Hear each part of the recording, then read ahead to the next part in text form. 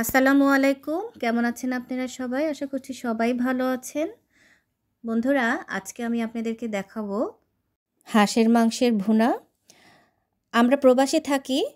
আপনারা জানেন আমি সুইডেনে থাকি, আর সুইডেনে প্রচুর ঠান্ডা। আর এই হাঁসটা কিন্তু আমরা সাধারণত ঠান্ডার সময়ে খেয়ে থাকি।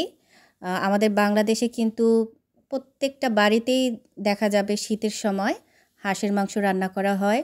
বন্ধুরা, আমি কিন্তু আজকে আপনাদেরকে দেখাবো কিভাবে আমরা প্রবাসে যারা থাকি কিভাবে আমরা হাঁসের যেই চামড়াটা পরিষ্কার করি।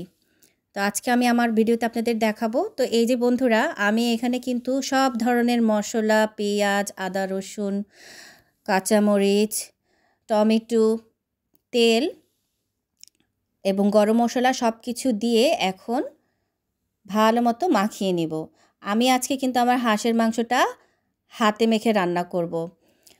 কারণ হাতে মেখে যদি রান্না করা হয় তো মাংসটা খেতে কিন্তু অনেক মজা হয়, বা আপনি যদি মশলা কষিয়েও রান্না করেন সেটাও মজা হবে।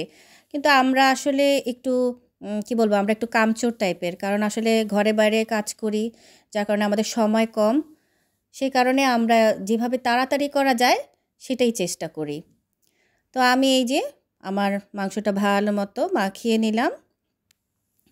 এখন আমি এটাকে বসিয়ে দিব। আর আমি এই মাংসটা রান্না করব একদম পানি ছাড়া। আমি কোনো পানি এখানে ইউজ করব না। এখানে মাংসটা থেকে অনেক পানি বের হবে, আর সেই পানিটা দিয়ে আমার মাংসটা সিদ্ধ হয়ে যাবে।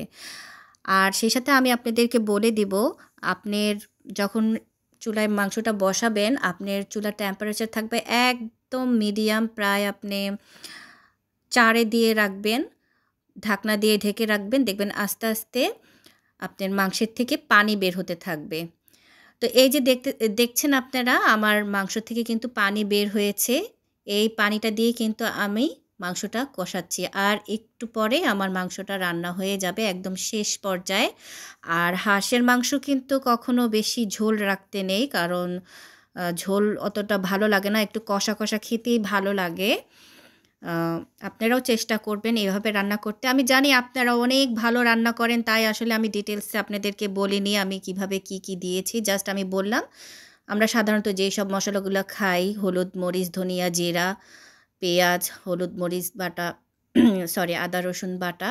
তো আমি এইভাবেই নর্মাল ওয়েতে রান্না করেছি, স্পেশালি অন্য কোনো কিছু এখানে আমি ইউজ করিনি। আর মাংস যত সুন্দর কষা হবে ততই কিন্তু খেতে ভালো লাগবে। বন্ধুরা, এই যে দেখুন আমার মাংস থেকে কিন্তু তেল বের হয়ে গেছে, তার মানে আমার মাংসটা একদম পারফেক্টলি রান্না হয়ে গেছে।